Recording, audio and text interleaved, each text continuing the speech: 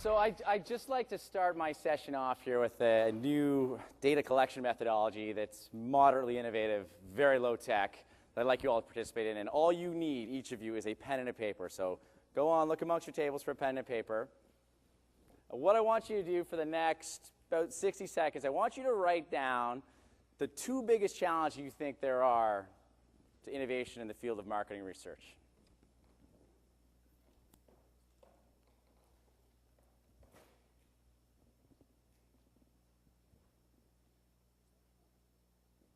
Just anything that comes to mind. Couldn't get that Jeopardy music, could you?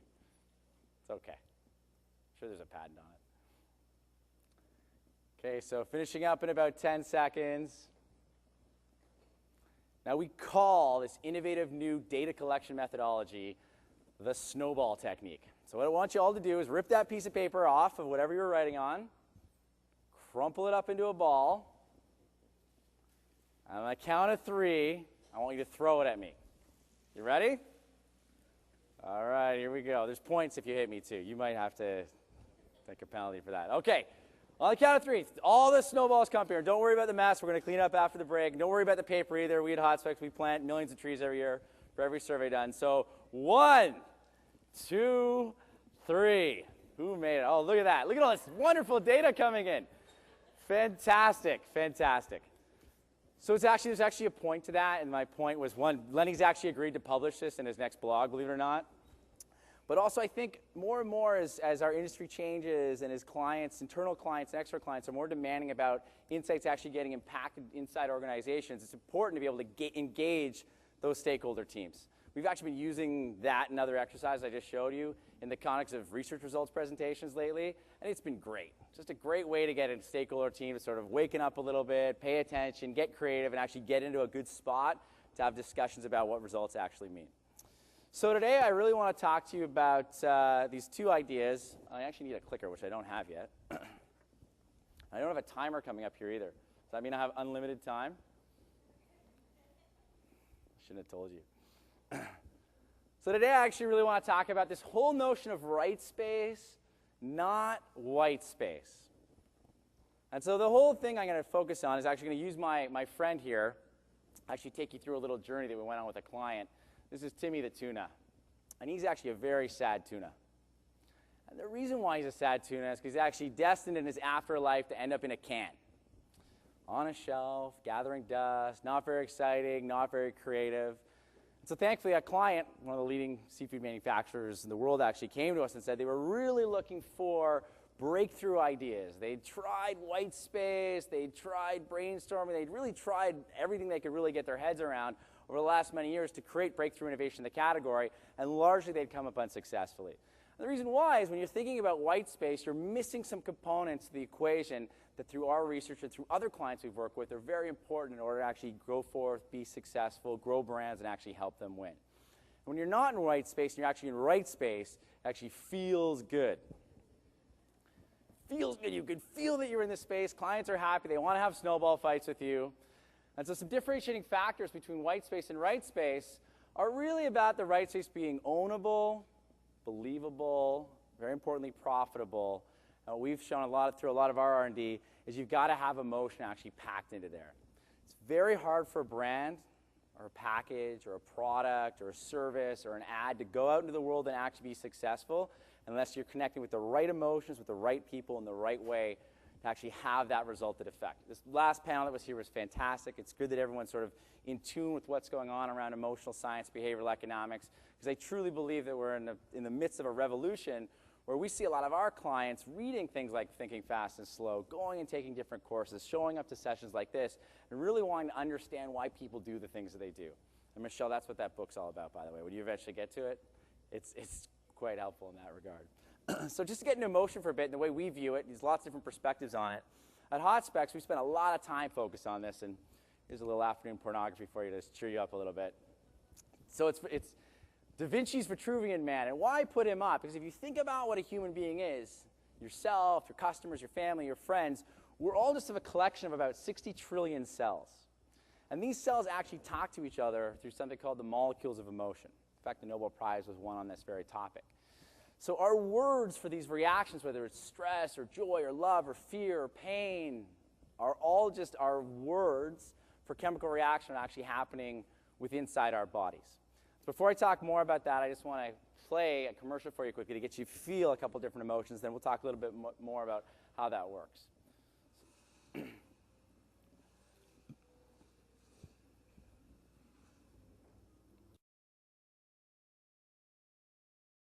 To show you is because it got you to feel some emotions. And notice it made a lot of you laugh. Just as we heard on the panel before, you can't willingly decide to cry. You actually can't decide to authentically laugh either. It's something that happens subconsciously and emotionally. It's a chemical reaction that happens. Typically when we're laughing, this neuropeptide called dopamine is actually released into our body. And that's our body trying to addict us to things that are good for us. Food, sex, relationships, great brands, products, TV ads that are interesting, entertainment that's interesting. It's our emotional brain trying to control what we're interested in, what we're actually paying attention to in our world. It's all great marketing must cause a release of dopamine, or you actually can't be successful. All great brands in their right space are actually causing releases of dopamine in order to power their growth and lead them on to win. Now, you weren't in the ad, so you probably weren't feeling stress, which is this right here, which is norepinephrine, or part of what stress is. And so that guy was definitely feeling these powerful sensations of stress going through him as his kid's freaking out. And what stress is that's our body trying to repel us from things that are bad for us. So as us going through this world, we're actually trying to go to things that are good for us and stay away from things that are bad for us.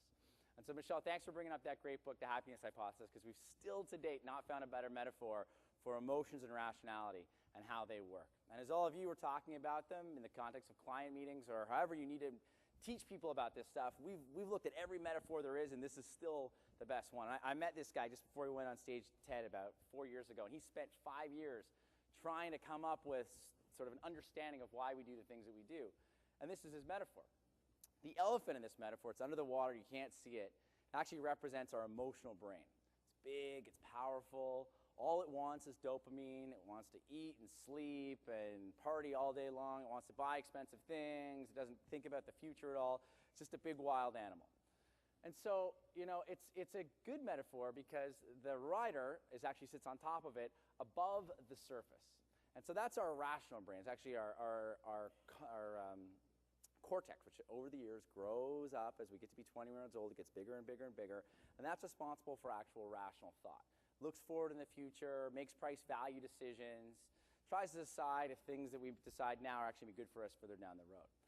Why this is such a good metaphor and why I find this works inside marketing departments is because if you can create such powerful urges in the elephant through very effective marketing and product development, positioning brands properly into the right space, you can create that powerful impulse to act.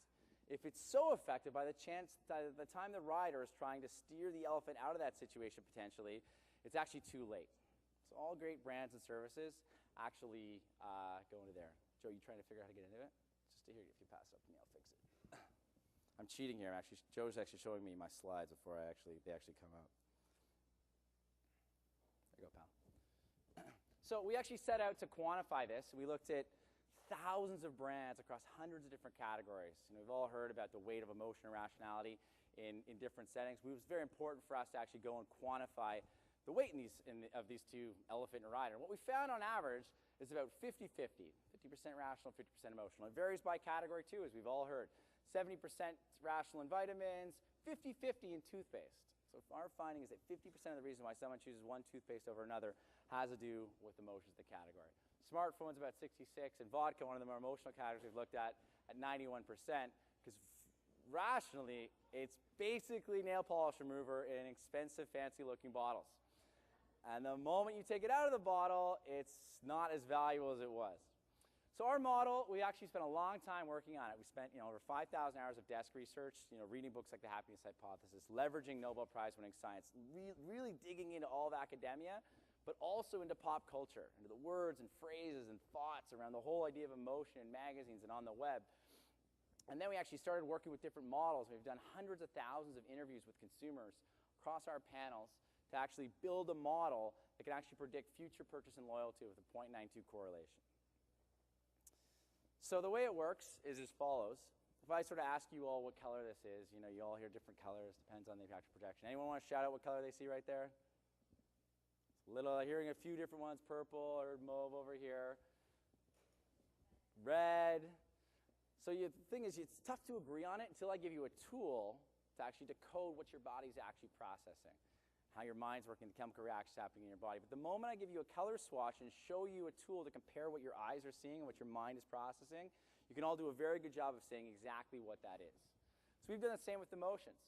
So I actually started with 5,000 different emotional words or ideas and actually boiled them down through all this R&D to the 96 that very accurately predict human behavior, because it's obtrusive to be able to think we can ask people which of these 5,000 emotions do you feel about this ad or this product or this service.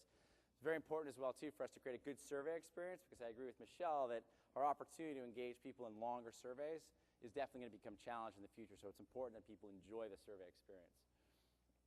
And then what we've gone is actually gone on to actually map them using 3D multidimensional scaling. So, there's the good side. Now we're coming to the bad side, unchanged board. This is where Timmy the Tuna is right now. Sad, disappointed, depressed, cheated, stressed, worried, all those bad emotions. Now coming back around to the good side, turned on, excited, fascinated, amazed, happy, and satisfied. So all these emotions are just where they should be on this map. And then what we've done is we've gone and flattened it into what we call our Modi sphere. And our learning is that in this core of this map, these are the emotions that cause the maximum release of positive neuropeptides that our bodies are trying to addict us to. These emotions are how you feel about your favorite brands, your favorite friends, how you feel on a vacation, how you feel about your family. We also found that brands, in order to be in the right space and differentiate and maximize their growth, need to find a spot to move into. And there's different spots on our map here. This is our interesting spot, so it's sort of a different flavor of emotions. Turned on, alive, excited, fascinated, amazed. But remember, these elephants are wild animals, and they're scared of things. They're trying to avoid stress. They want to avoid the neuroepinephrine and the kid freaking out in the grocery store. So if you go too far away from this core, you actually end up in negative territory. Our learning is also that these emotions, actually in negative territory, are 3 times more powerful than positive emotions. And it's just the way we were wired through our past. We've been rewarded for going into situations slowly and quickly withdrawing from different situations. We've then gone and actually layered these into multiple layers. So you can see emotions, images, rational benefits, values, and brand personality. And it would work as you think it would. If you're feeling trust about a person or a brand, you would personify that brand as trustworthy. So all these things interconnect with each other. And what it allows us to do is to map thousands, tens of thousands of different ideas into this emotional space. So then what we do is I'll just show you a quick sample of how we collect our data. It's simple sliders. You can ask about brands or ads or packages or smells or tastes. We can actually use this methodology to pretty much map anything. It actually works on mobile as well, too, which is actually allowing us to do research in about 18 countries around the world. So it's very important to actually have a mobile solution to actually do it. From here, we actually heat map what brands look like. This is actually what Campbell's looks like. The redder it is, it's the higher the percentage of people in the sample feeling that emotion or that personality about the brand. Very, very healthy brand here. Good, bright red core. Now I'll show you BP. Not as good. You can see it actually has negative emotions around the outside. This was very soon after it had its oil spill disaster. And now our model actually allows us to be prescriptive about how to eliminate negatives. Because remember, you've got to build your core, differentiate your zone, and actually eliminate your negatives. This is Coach, sort of pulling over into some of the exciting and inspirational rich portion, which makes it a good fit with a brand like Neiman Marcus. Looking at Kimberly-Clark, again, very, very strong brand. Mayo Clinic, one of the strongest brands we've looked at. It's rare that we're actually able to see a brand differentiate in several different zones. Typically, you only have so many things you could say in a piece of communication, so you want to focus. Mayo has managed to sort of uncover a lot of those different zones, which is quite rare. This is what a great presentation actually looks like. I actually did a survey with people at conferences and research buyers about what does a great presentation look like, how do you feel, how do you personify it. This is how it actually looks. It's all about knowledge and inspiration and the sharing of ideas. Onto Google, Microsoft, some negatives pop up, and you can see Facebook as well here too, with a lot of negatives popping up in sort of a yellow and red zone. Has a little bit to do with the personality of Mark Zuckerberg. And on that Facebook note, we've done something interesting lately, and that was actually to look at the value of a fan. And if suppliers in the room or clients, or if you're not actively going and trying to understand that untapped asset of the fan base of Facebook fans, you really should be talking to your clients and your internal departments about it. It's very cost effective to get access to them. You can get great unearned media from it. It doesn't take a lot of work to go and understand how to properly engage them and mobilize them in order to create brand value. We actually found 3 different groups. We found unengaged, slightly engaged, and then the fully engaged. We actually put a dollar value on it in terms of earned media, future spend, and future loyalty, so that our clients can understand, we're 14 of them, can understand how much to invest in actually their different Facebook initiatives.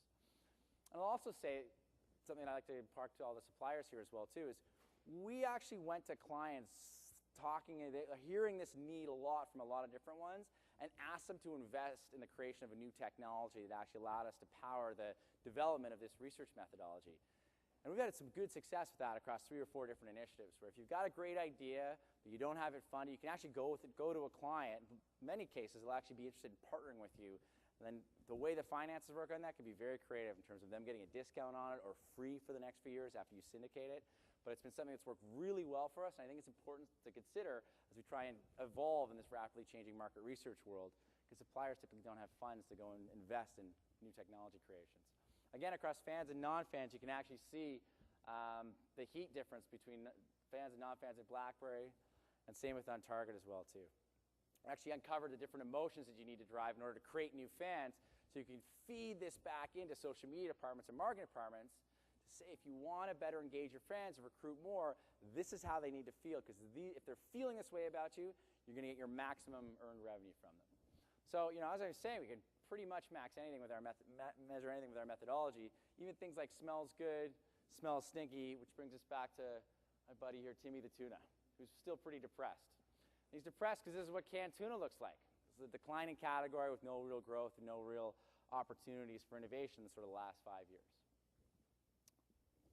And so another thing I want to actually impact upon you is games with clients are great. We all hear about gamification with surveys. If you play games with your clients, whether you're your internal research person, you can play them with your internal stakeholders, or if you're a supplier trying to better engage your clients and get them involved in your process, if you can create a game for them to play, it's hugely effective. We actually have a game where we have all our emotions and all our personalities out on cards. We actually have them walk around a table and actually pick up the emotions of the personality about where they think the right space for their brand growth is. We then have a scanner where we actually scan them, can actually map them in real time onto a map like this, so you can see where the stakeholder team feels the opportunity is for the brand. Then you can, of course, look at what's going on in market versus where they want to go. From there, we actually have a model after a big quantitative study that can quantify the size of the right space opportunities on the map. Timmy's really depressed now. He's not even swimming straight anymore. But you can see different target areas sort of pop up, and these are really dig sites for where innovation can actually happen. And then on the map, as I was saying, there are thousands of ideas on this. We can look at things like emotions. We can look at brand personalities. We can look at flavors. So if you're positioning a product in this zone, all the packaging, the taste, the texture, the shapes, the shopper marketing, the advertising, the name, the logos, everything needs to be in that space. Because the more you're cohesive in that space with that total communications package, the easier it is for that elephant and rider to actually march the same beat, buy the product, and tell their friends about it. You can actually look at packages as well, too, from other markets as well, too. Pictures, and then more value, shapes, smells, and archetypes. And from there, typically come up with a couple ideas to actually bring into a stakeholder workshop with clients, where you can actually start to think about what solutions are in that space. These workshops, once we've sort of launched this methodology, are great because everyone's feeling confident that they're actually going into the right space. They're feeling like they can unpack it, and it keeps everybody focused on what the task is at hand versus bringing in different disjointed ideas from sort of different layers of the human psyche. And so the results were quite good. Timmy the Tuna's bosses actually went on and actually have developed 4 concepts, 2 of which made it through very positive volumetric testing. Hopefully they'll be launched in the coming years. So again, right space, not white space. That's what I'd like to have you all think about. I'm super tight on time right here. Is there a hook that comes off against me, or how's it? There's a trap door down here? Okay. So one more thing, and again, this is a cool thing to do with clients as well, too, and I'll just do it with you. So I have you all put your hands up in the air right now, as high as you can. Put your hands up as high as you can, and I put them up a little bit higher. See, all of you just put them up a little bit higher. And it's because you're not taking that extra step. You're not going that extra step. And it's about, you can put your hand down now, sir. That was good. I could tell that about you. It's good to know. It should be in your LinkedIn profile. So as we think ourselves as research professionals, it's important for us to go that extra step, to dig that little bit deeper, to be that much more engaging, to involve our clients in the process that much more. As you're working through them in brainstorming sessions or work groups, you can do little exercises like that just to unlock and lubricate creativity. So at the end, you can actually come to a more successful result. So I have time for one question. People's caffeine levels here, willing to tolerate a question? Any burning questions?